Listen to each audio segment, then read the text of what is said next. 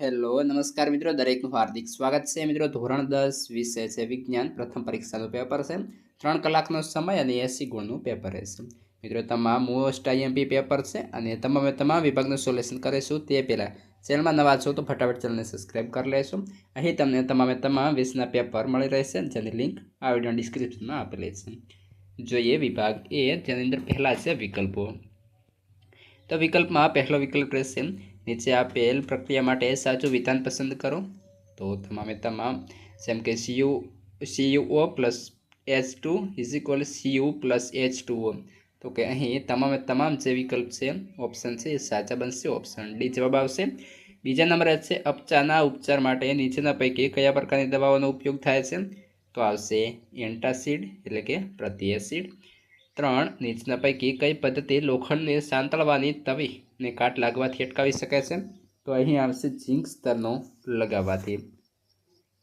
આગળ જોઈએ ચોથા નંબરે છે વનસ્પતિઓમાં જલવાહક પેશી ખાલી જગ્યાના વહન માટે જવાબદાર છે? તો આવશે પાણી। 5 બરહિગો લેન્સની સામે વસ્તુને ક્યાં રાખતા તેનું સાચું અને વસ્તુનું પરિણામ જેટલું જ પ્રતિબિંબ મળે છે? તો ઓપ્શન આપણો જવાબ બનશે કેન્દ્ર લંબાઈ કરતાં બમણા અંતરે, એટલે કે ઓપ્શન બી। છઠ્ઠા નંબરે જોઈએ સામાન્ય દ્રષ્ટિ ધરાવતી પુખ્ત વ્યક્તિ માટે સ્પષ્ટ લઘુત્તમ દ્રષ્ટિ અંતર આશરે કેટલું હોય છે? તો 25 સેન્ટીમીટર। ત્યારબાદ આગળ છે ખાલી જગ્યાઓ। 7મા નંબરે સૂકી કસનળીમાં લેડ નાઇટ્રેટના સ્ફટિકને ખૂબ ગરમ કરતા ખાલી જગ્યા સ્ફટિક તુરંત પીગળે છે, જે પીળા અવક્ષેપથી મળે છે અને કથ્થાઈ રંગની બાષ્પ મળે છે। તો અહીં આપણો શું આવશે? કથ્થાઈ રંગની બાષ્પ મળે છે।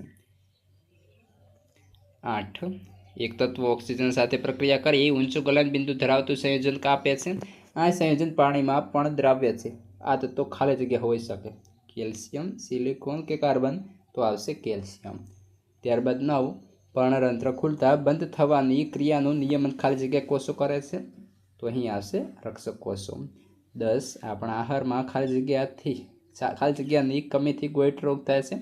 તો આયોડિન। 11 લઘુ દ્રષ્ટિની ખામી ધરાવતી વ્યક્તિની આંખમાં પ્રતિબિંબ ખાલી જગ્યા રચાય છે? તો નેત્ર પટલને આગળના વિસ્તારમાં। 12 પાલજાંબલી કિરણો મનુષ્યમાં ખાલી જગ્યાનું કેન્સર ઉત્પન્ન કરી શકે છે? તો ત્વચાનું। ત્યારબાદ મિત્રો ખરા કે ખોટા? 13મા નંબરે છે ખોરાકને ઝડપી રાંધવા માટે બેકિંગ પાવડર વપરાય છે? ખોટું। લાલ રસનું જરવું એ લંબ મજ્જા દ્વારા નિયંત્રિત થાય છે? ખરું। એક લેન્સનો પાવર P બરાબર 5D છે, તેની કેન્દ્ર લંબાઈ F બરાબર 0.2 સેન્ટીમીટર છે? ખોટું। ત્યારબાદ 16 બધા સજીવો ફક્ત રાસાયણિક ઉર્જાનો જ ઉપયોગ કરી શકે છે? તો આવશે ખરું। આગળ 17મો પ્રશ્ન છે, એક વાક્યની અંદર હાઇડ્રોજન રિડક્શન કરતા તરીકે વર્તે તેવી એક પ્રક્રિયા લખો। તો CuO plus H2 is equal Cu plus H2O। 18 plaster of પેરિસને ભેજયુક્ત પાત્રમાં સંગ્રહિત કરવું જોઈએ? શા માટે? સમજાવો। તો કે પ્લાસ્ટર ઓફ પેરિસને ભેજયુક્ત પાત્રમાં સંગ્રહિત કરવું જોઈએ કારણ કે તે ભેજ સાથે પ્રક્રિયા કરી સખત ઘન પદાર્થ શીશમાં ફેરવાય છે, પરિણામે તે પ્લાસ્ટર ઓફ પેરિસ તરીકેનો ગુણ ધરાવતો નથી। પ્રશ્ન 19 મારા દોસ્તો, આ વિડીયો નીચે જોશો તો તમારે ચેનલને સબસ્ક્રાઇબ કરી લેવાનો છે અને ત્યારબાદ કોમેન્ટનો ઓપ્શન આ રીતે સ્વાઇપ કરશો તો હાઇપનો ઓપ્શન આવશે, તે પર સિમ્પલી એક વખત ક્લિક કરશો તો જોવા મળશે નવું જ નજરાણું। ક્લિક કર્યા બાદ આ રીતના તમે જોવા મળશે અને આપણે જે છે હાઇપના પોઈન્ટ્સ છે એ ઉપર એક વખત મિત્રો સિમ્પલી ક્લિક આપી દેવાનો છે। વનસ્પતિના વૃદ્ધિ પ્રેરક અંતઃસ્ત્રાવો જણાવો। તો એક્સિન, જીબ્રેલિન અને સાઇટોકાઇનિન। પ્રશ્ન 20 CFCનું પૂરું નામ? તો ક્લોરોફ્લોરોકાર્બન। ત્યારબાદ જોડકા જોડો, જેમાં અનુમસ્તિષ્ક, તો મિત્રો તેની સામે આવશે A એટલે કે પરાવર્તી કમાન। ત્યારબાદ કરોડરજ્જુ, તો C શરીરનું સમતોલન। ત્યારબાદ આગળ જોઈએ તેની અંદર પણ જોડકા છે। મૃત અહીં આપણને 3 કોલમ છે, તો 3ની અંદર જોડવામાં આવશે। પહેલો છે મૃત પક્ષી, તો સામે આવશે મિત્રો B અપમાનજનક અને તે આવશે શિયાળ। ત્યારબાદ આગળ માંસાહારી, તો આવશે C દ્વિતીય ઉપભોગી અને તેની સામે આવશે વાઘ। ત્યારબાદ વિભાગ બી, જેની અંદર મિત્રો દરેક પ્રશ્નના 2 ગુણ રહેશે। જોઈએ કોઈ પણ 9 પ્રશ્ન લખવાના થશે। પહેલો પ્રશ્ન, તેલ તેમજ ચરબીયુક્ત ખાદ્ય પદાર્થોની સાથે નાઇટ્રોજન વાયુને ભરવામાં આવે છે? શા માટે? લખીએ ઉત્તર. તો કે તેલ તેમજ ચરબીયુક્ત ખાદ્ય પદાર્થો હવામાંના ઓક્સિજન સાથે પ્રક્રિયા કરી ખાદ્ય પદાર્થો કરે છે. આવા ખાદ્ય પદાર્થો સ્વાસ્થ્ય માટે નુકસાનકારક છે. આથી ખોરાકને બગડતો અટકાવવા માટે તેમાં એન્ટીઓક્સિડન્ટ તરીકે નાઇટ્રોજન સેવા નિષ્ક્રિય વાયુને ભરવામાં આવે છે. પ્રશ્ન 2. એક દૂધવાળો તાજા દૂધમાં ખૂબ જ અલ્પ માત્રામાં બેકિંગ સોડા ઉમેરે છે. ઉત્તર. તો કે તે તાજા દૂધની પીએચને 6 થી થોડી બેઝિક તરફ શા માટે ફેરવે છે? અને બી. શા માટે આવું દૂધ દહીં બનાવવા માટે વધુ સમય લે છે? તો જોઈએ પહેલો એનો જવાબ. તો કે તાજા દૂધમાં બેકિંગ સોડા ઉમેરવામાં આવે તો પીએચનું મૂલ્ય 6 થી વધે છે, કારણ કે બેકિંગ સોડા બેઝિક ગુણ ધરાવે છે. બી. તો કે દૂધમાં અલ્પ માત્રામાં બેકિંગ સોડા ઉમેરતા દૂધ બેઝિક બને છે, તેથી દૂધમાં રહેલ લેક્ટિક એસિડનું તટસ્થીકરણ થાય છે અને તેથી દૂધ દહીંમાં રૂપાંતરિત થવા માટે વધુ સમય લે છે. પ્રશ્ન 3. ટૂંક નોટ લખો. સોડિયમ હાઇડ્રોક્સાઇડ બનાવટ. તો કે સોડિયમ ક્લોરાઇડ જલીય દ્રાવણનું વિદ્યુત વિભાજન કરતા એનોડ સાથે ક્લોરીન વાયુ મુક્ત કરે છે, જ્યારે કેથોડ સાથે પાસે હાઇડ્રોજન વાયુ મુક્ત થાય છે તથા દ્રાવણમાં સોડિયમ હાઇડ્રોક્સાઇડ બને છે, જેની પ્રક્રિયા મિત્રો આ પ્રમાણે છે. આ પદ્ધતિ ક્લોર આલ્કલી ક્રિયા તરીકે પણ ઓળખાય છે, કારણ કે તેમાં ઉત્પન્ન થતી નિપજો ક્લોર એટલે ક્લોરીન અને આલ્કલી એટલે સોડિયમ હાઇડ્રોક્સાઇડ છે. આ પદ્ધતિમાં ઉદ્ભવતી ત્રણેય નિપજ ઉપયોગી છે, જેમાં ધાતુઓ પરથી ગ્રીસ દૂર કરવા, સાબુની બનાવટમાં, પેટ્રોલિયમના શુદ્ધિકરણમાં, સુતરાઉ કાપડને સુવાળો બનાવવા અને પ્રયોગશાળામાં પ્રક્રિયા તરીકે. પ્રશ્ન 4. ઉભયગુણીય ઓક્સાઇડ એટલે શું? ઉભયગુણીય ઓક્સાઇડના 2 ઉદાહરણ આપો. જોઈએ ઉત્તર. તો કે ધાતુના જે ઓક્સાઇડ એસિડ અને બેઝ એમ બંને સાથે પ્રક્રિયા કરીને ક્ષાર અને પાણી આપે છે તેવા ઓક્સાઇડને ઉભયગુણીય ઓક્સાઇડ કહે છે. ઉદાહરણ તરીકે aluminium oxide Al2O3, zinc oxide ZnO. Aluminium oxide અને એસિડ અને બેઝ સાથે પ્રક્રિયા કરે છે, જે પ્રક્રિયા આ પ્રમાણે છે. ત્યારબાદ પ્રશ્ન 5. તફાવતના 2 મુદ્દા. જારક અને અજારક શ્વસન. જોઈએ જારક શ્વસન. તો કે આ ક્રિયામાં H2નો ઉપયોગ થાય છે. અજારક ક્રિયામાં O2 છે. O2નો ઉપયોગ થતો નથી. જારકની અંદર ક્રિયાને અંતે CO2 અને H2O ઉત્પન્ન થાય છે.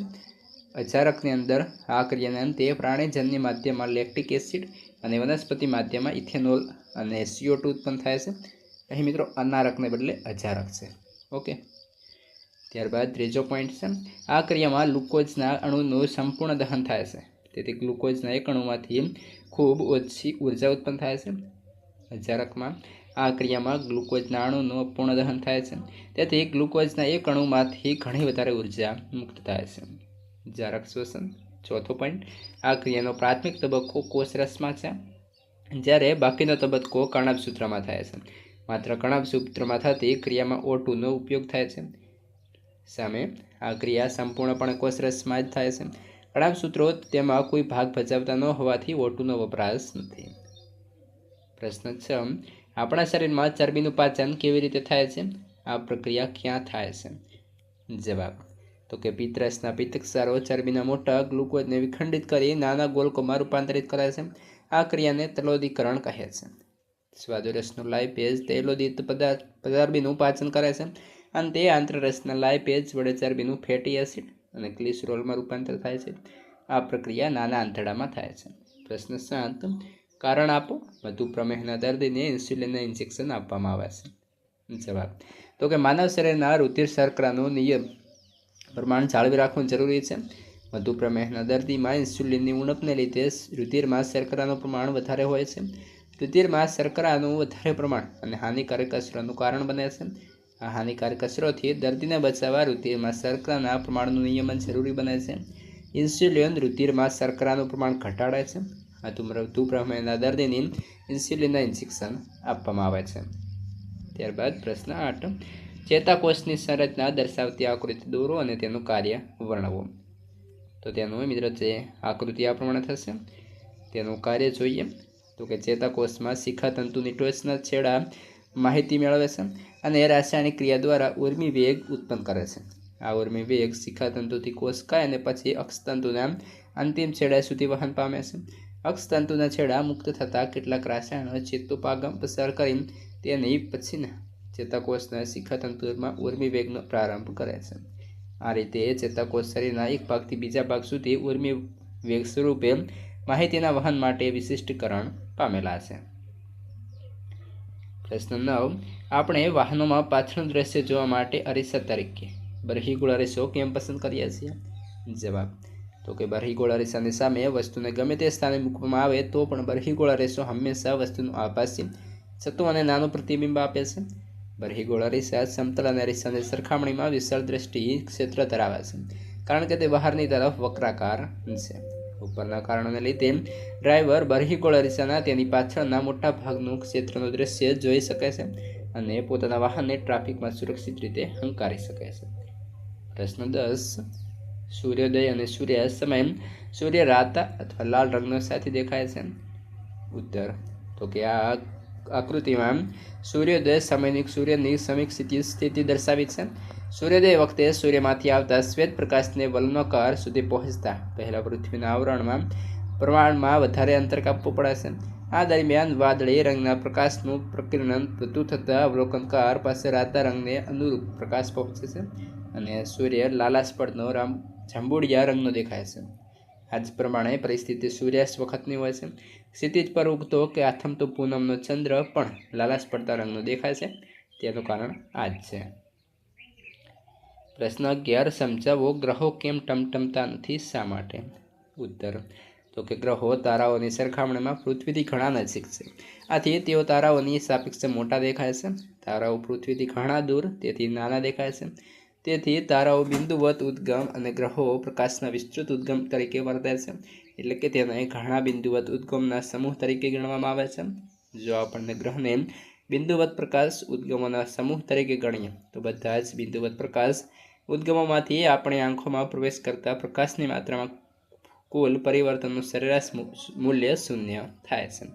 તેથી જ ટમટમવાની અસર નાબૂદ થાય છે. આ કારણે લીધે ગ્રહો ટમટમતા નથી. પ્રશ્ન 12. વિઘટકો એટલે શું? નિવસન તંત્રમાં વિઘટકોની ભૂમિકા શું છે? વિઘટકો તો કે વનસ્પતિઓ અને પ્રાણીઓના મૃત શરીર તેમજ ઉત્સર્ગ દ્રવ્ય પર પોષણ માટે આધારિત સજીવોને વિઘટકો કહે છે. જીવાણુ અને ફૂગ વિઘટકો છે. વિઘટકો વનસ્પતિઓ અને પ્રાણીઓના વિઘટિત મૃત શરીર દ્વારા પોતાની પોષણ જરૂરિયાત પૂરી કરે છે. તેઓ જટિલ કાર્બનિક પદાર્થોને સરળ કાર્બનિક પદાર્થોમાં ફેરવે છે અને ત્યારબાદ અકાર્બનિક ઘટકોનું તેનું રૂપાંતર થાય છે. આ સરળ અકાર્બનિક ઘટકો વનસ્પતિઓ દ્વારા પુનઃ ઉપયોગમાં લેવાય છે. આ વિઘટકો કુદરતમાં સમતુલા જાળવે છે અને પર્યાવરણમાં મહત્વની ભૂમિકા ભજવે છે. પ્રશ્ન 13. નિવસન તંત્રમાં વિઘટકોની ભૂમિકા શું છે? ઉત્તર તો કે વનસ્પતિઓ અને પ્રાણીઓમાં મૃત શરીર તેમજ ઉત્સર્ગ દ્રવ્ય પર પોષણ માટે આધારિત સજીવોને વિઘટકો કહે છે. જીવાણુ અને ફૂગ વિઘટકો છે. તેઓ જટિલ કાર્બનિક દ્રવ્યોને સરળ અકાર્બનિક દ્રવ્યોમાં વિઘટન કરે છે. આ સરળ અકાર્બનિક દ્રવ્યો વનસ્પતિઓ દ્વારા પુનઃ ઉપયોગમાં લેવાય છે. તેથી વિઘટકો દ્રવ્યોના ચક્રીય પથમાં અગત્યની ભૂમિકા ભજવે છે. મિત્રો, તમામ જે પેપર છે એની PDF ઉપલબ્ધ છે. જો તમારે તેની જરૂર હોય તો આ વિડીયોના ડિસ્ક્રિપ્શનમાં તેની લિંક આપેલી હશે, ત્યાંથી તમે મેળવી શકો છો. હવે મિત્રો, જે વિભાગ C ની અંદર પ્રશ્નોના જવાબ લોંગ હશે, જેથી આપણે તમામ સોલ્યુશન નથી કરતા. તમારે PDFની જરૂર હોય તો તમે ત્યાંથી લઈ શકો છો. આપણે ડાયરેક્ટલી હવે પ્રશ્નો જ બોલીશું અને એ તમારે તૈયાર કરી લેશું. જેમાં વિભાગ C માં પ્રથમ પ્રશ્ન છે, વિઘટન પ્રક્રિયાના પ્રકાર જણાવી કોઈપણ બે પ્રક્રિયાના એક એક ઉદાહરણ સમીકરણ સાથે લખો. ત્યારબાદ પ્રશ્ન 2 છે, એસિડ અને બેઝની પ્રબળતા કેવી રીતે નક્કી થાય છે? પ્રશ્ન 3 છે, કોપરના શુદ્ધિકરણ માટે વિદ્યુત વિભાજનની પદ્ધતિ આકૃતિ સહિત વર્ણવો. પ્રશ્ન 4, ટૂંક નોંધ લખો વનસ્પતિઓમાં ઉત્સર્જન. પ્રશ્ન 5, પરાવર્તિત ક્રિયાનો અર્થ શું છે? ઉદાહરણ આપો. પ્રશ્ન 6, કોઈ વાહનમાં પાછળના દ્રશ્ય જોવા માટે ઉપયોગમાં લેવાયેલ બરહીગોળ અરીસાની વક્રતા ત્રિજ્યા 3 મીટર છે. જો એક બસ અરીસાની 5 મીટર અંતરે આવેલા હોય તો અરીસા વડે મળતા પ્રતિબિંબનું અંતર, પ્રકાર અને પરિણામ નક્કી કરો. તો મિત્રો, તમામનું સોલ્યુશન ઉપલબ્ધ છે. 7મા નંબરે છે, ગોલીય લેન્સના સંદર્ભમાં નીચેના પારિભાષિક શબ્દો સમજાવો, જેમ કે વક્રતા કેન્દ્ર, મુખ્ય કેન્દ્ર અને કેન્દ્ર લંબાઈ. પ્રશ્ન 8, વાતાવરણીય વક્રીભવન શું છે? સંક્ષિપ્તમાં સમજાવો. પ્રશ્ન 9, ઉત્પાદક સજીવો અને ઉપભોગી સજીવો. ત્યારબાદ મિત્રો વિભાગ D તરફ જઈશું. 4 ગુણના પ્રશ્નો રહેશે અને કોઈ પણ 5 લખવાના થશે. 20 ગુણનો વિભાગ ડી છે, જેમાં પહેલો પ્રશ્ન છે Fe plus H2O is equal Fe3O4 plus H2 રાસાયણિક સમીકરણને કેવી રીતે સમતોલિત કરશો યોગ્ય તબક્કાઓ દ્વારા આપણે સમજાવવાનું થશે. આ પણ મોસ્ટ ઇમ્પોર્ટન્ટ છે. ત્યારબાદ આગળનો પ્રશ્ન 2 છે ઓક્સિડેશન અને રિડક્શન પ્રક્રિયા કોને કહે છે, ઉદાહરણ આપી સમજાવો. મિત્રો મોસ્ટ ઇમ્પોર્ટન્ટ છે, ઘણી બધી વખત પૂછાયેલો પ્રશ્ન. માનવ હૃદયમાં રુધિર વહનનો પરિપથ વિગતે સમજાવો. જો આકૃતિ કહીએ તો દોરશું, બાકી દોરવાની કોઈ જરૂર નથી. ત્યારબાદ મનુષ્યના હૃદયની અંતસ્થ રચના દર્શાવતી નામ નિર્દેશનવાળી આકૃતિ, તેમાં રુધિરનું પરિવહન સમજાવો. મિત્રો આ જે રુધિરને જે આપણે તમામ કોઈ પણ પ્રકારની હૃદયની લગતી કોઈ પણ બાબત હોય તો એક પ્રશ્ન હશે ને હશે, અને મોટા ભાગે તો જે હૃદયની આકૃતિ જ પૂછાતી હોય છે, તો તમે એ તૈયાર પણ કરી લેશો. ત્યારબાદ પ્રશ્ન 5 નિરપેક્ષ ભવનાંક સમજાવો. પ્રશ્ન 6 છે પ્રકાશનું નિયમિત અને અનિયમિત પરાવર્તન કોને કહે છે. પ્રશ્ન 7 ટિન્ડલ અસર. ટિન્ડલ અસર પણ મિત્રો મોસ્ટ ઇમ્પોર્ટન્ટ છે, એ પણ ઘણી બધી વખત પૂછાઈ ગયેલ છે. તો આ સાથે મિત્રો આપણો 8મો પ્રશ્ન અને છેલ્લો નકામા કચરાના પ્રકારો વર્ણવો. સંપૂર્ણ પેપર સોલ્યુશન અહીં કમ્પ્લીટ થાય છે. PDF પણ અવેલેબલ છે, વિડીયો પણ જોવા હોય તો પણ અવેલેબલ છે. તમારા મિત્રોને વ્યવસ્થિત શેર કરી દેશો, અને એ મિત્રો તમામ જે વિડીયો આપેલા છે આ વિડીયોના ડિસ્ક્રિપ્શનમાં.